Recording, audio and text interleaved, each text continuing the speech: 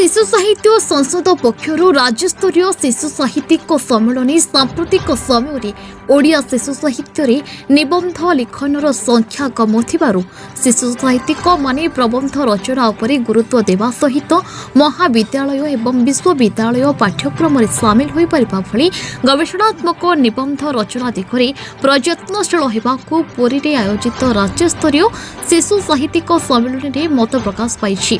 आज youth hostel सम्मेलन कक्ष श्रीक्षेत्र शिशु साहित्य संसदर 31तम वार्षिक उत्सव अवसर में एक राज्यस्तरीय शिशु साहित्यिक सम्मेलन अनुष्ठित हो जाइछि।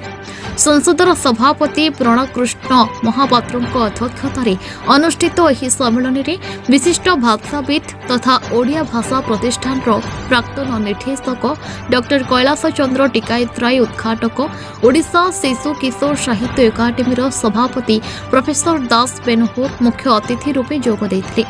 अन्यमानंक मध्यरे पूर्वतन नगरपाल सुरेन्द्र दास विशिष्ट गीतिकार तथा प्राक्तन स्वतंत्र शासन सचिव धनंजय स्वाई झुमुकार संपादक मानस रंजन सामल विशिष्ट अतिथि रूपे योगदान करथिले।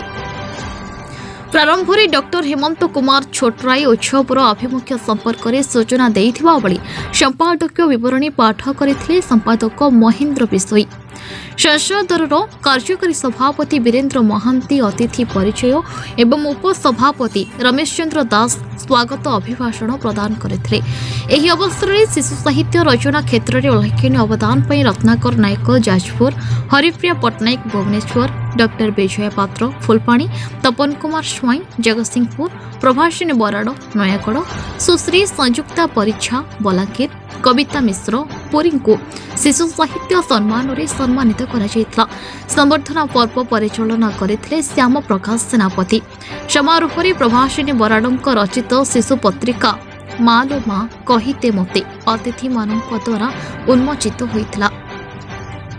सम्मेलन में उद्बोधन दे अतिथिवर्ग शिशु साहित्यर विभिन्न दिग उपर आलोचना करने संगे संगे सरकार पक्षर स्वतंत्र शिशु साहित्य एकाडेमी गठन, शिशु लेखार नियमित प्रकाशन एवं सत्यवादी ठारे प्रतिष्ठित ओडिया विश्वविद्यालय को गोपबंधु नाम नामित कर सरकार निकट में दावी करथिले।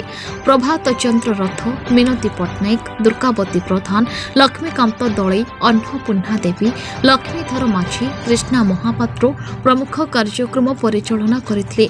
शेषरे धन्यवाद अर्पण करथिले राष्ट्रपति पुरस्कार प्राप्त प्रधान शिक्षयित्री कवि कृष्णा महापात्र। एही सम्मेलन में पुरी, कटक, नयागढ़, जगतसिंहपुर, फुलपाणी, बलांगीर, खोर्धा जिलार शताधिक शिशु साहित्यिक जोग देथिले।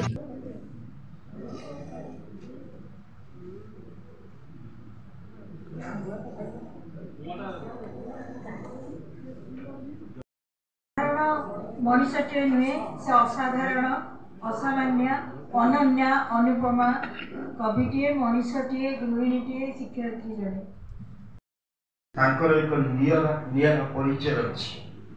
से जोड़ी व्यक्तित्व मंचे भाई तो आसवे